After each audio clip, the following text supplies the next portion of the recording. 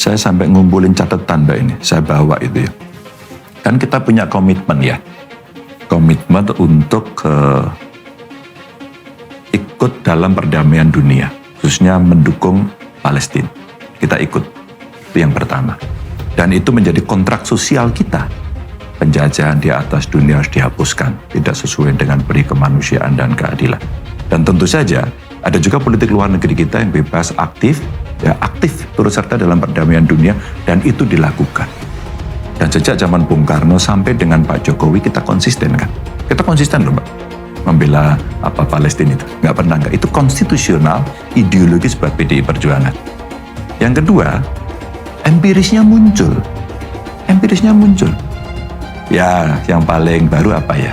Setelah statement saya keluar kemarin, sepak bolanya di Palestina aja ditembak gas air mata oleh Israel. Itu fakta yang terjadi. Dan pemerintahnya hari ini di Israel memang rasa-rasanya sangat kanan begitu. Sehingga potensi-potensi terjadi konfliknya akan sangat makin tinggi. Ini yang juga kondisi empiris yang ada. Saya juga mencatat, kita melihat beberapa kali perjalanan penolakan-penolakan yang muncul itu, kan saya juga punya informasi Mbak di Jawa Tengah. Bagaimana kelompok-kelompok yang punya potensi, kita ingetin ya soal keamanan. Jangan sampai kemudian nanti ini terjadi respon yang jauh lebih keras.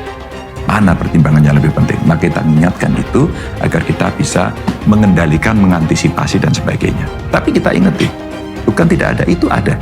Dan tentu saja yang terakhir, nah ini Mbak, yang mesti saya bacakan nih karena peraturan kan. Permenlu nomor 3 2019. Dan itu tentang apa? Ini adalah panduan hubungan luar negeri oleh pemerintah daerah. Kan saya pemerintah daerah Mbak.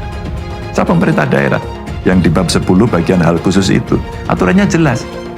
Nggak boleh bendera, nggak boleh lagu kebangsaan, nggak boleh forum umum diberikan, khusus diberikan kepada yang seperti itu. Jadi 4 poin inilah yang kemudian menjadi dasar itu. Jadi by law kita ya ngikuti aturan, by konstitusi kita turut serta, dan kita tidak lupa pada sejarah jas merahnya. Dan ini perjuangan yang saya katakan cukup panjang sejak Bung Karno sampai Pak Jokowi. Indonesia salah satu yang konsisten. Memang complicated, dan itu kemudian menjadi dilema-dilema. Itu alasan yang kita harus kemukakan. Para pemain sendiri juga sudah mengakui bersedih, menyatakan bahwa mereka seperti kehilangan harapan bahwa cita-cita mereka akhirnya tidak terwujud. Tapi yang terpenting di sini menurut saya begini, ini semua yang dikatakan oleh Bung Adian tadi adalah berdasarkan asumsi-asumsi tertentu yang mungkin saja benar. Ya, saya tidak ingin membantah apakah benar ada ancaman keamanan di sini.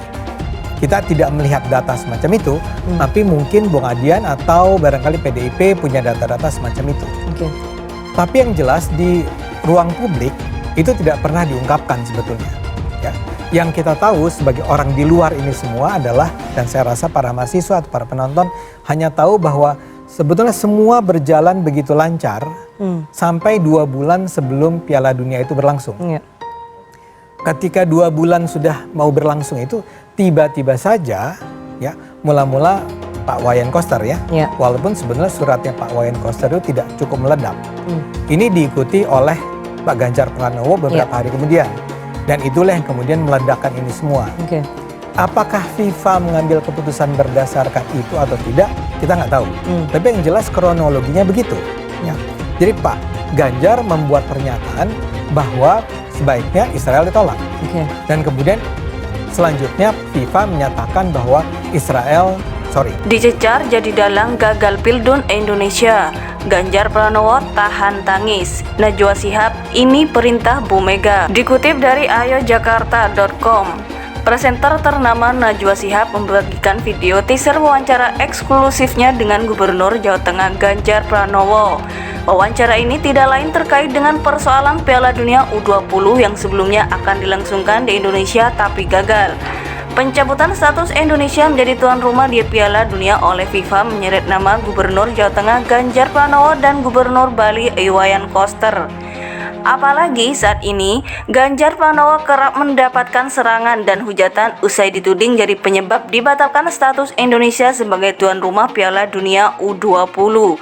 Hal ini dikarenakan sebelumnya, Ganjar Pranowo sempat menyampaikan bahwa dirinya keberatan atau menolak kedatangan timnas Israel di Indonesia yang akan berlaga dalam Piala Dunia. Melalui Instagram pribadinya, Najwa Shihab menyampaikan telah melakukan wawancara eksklusif dengan Gubernur Jawa Tengah. Dalam video, putri kedua dari Quraisy Shihab ini mencecar Ganjar dengan sejumlah pertanyaan, bahkan membawa-bawa partai politik yang menaungi serta membawa nama Ketua Umum PDIP. Anda disebut sebagai salah satu pihak yang bertanggung jawab atas gagalnya digelar Piala Dunia di Indonesia, ujar Najwa Shihab dikutip ayojakarta.com melalui Instagram _Najwa Shihab Senin 3 April. Pertanyaan-pertanyaan lain yang menohok juga dilontarkan oleh wanita yang akrab dipanggil Mbak Nana ini seperti, apakah Ganjar merasa bersalah dengan gagalnya Indonesia menjadi tuan rumah Piala Dunia? Anda merasa bersalah tidak, Mas? Tanya Najwa Shihab. Bahkan secara terang-terangan ia menyebut bahwa apakah pernyataan dari Ganjar Pranowo sebelumnya merupakan perintah dari partai ataupun perintah dari Megawati Soekarno Putri. Jadi ya ini perintah partai, ini perintah Bu Mega, tanyanya kembali.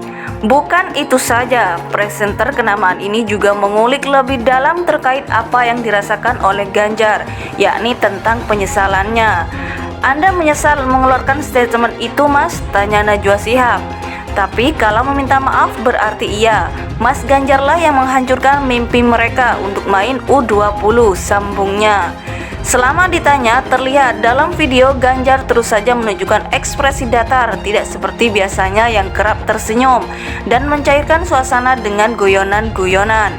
Bahkan matanya berkaca-kaca menahan tangis sampai terlihat memerah seolah dipenuhi dengan penyesalan. Namun jawaban Ganjar Pranowo atas pertanyaan-pertanyaan yang dilontarkan oleh wanita berusia 45 tahun ini tidak ikut dimunculkan.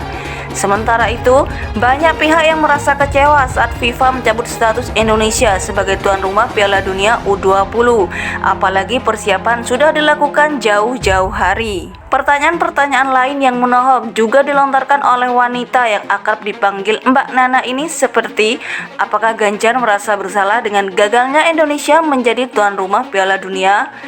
Anda merasa bersalah tidak, Mas? Tanya Najwa Shihab. Bahkan secara terang-terangan ia menyebut bahwa apakah pernyataan dari Ganjar Pranowo sebelumnya merupakan perintah dari partai ataupun perintah dari Megawati Soekarno Putri.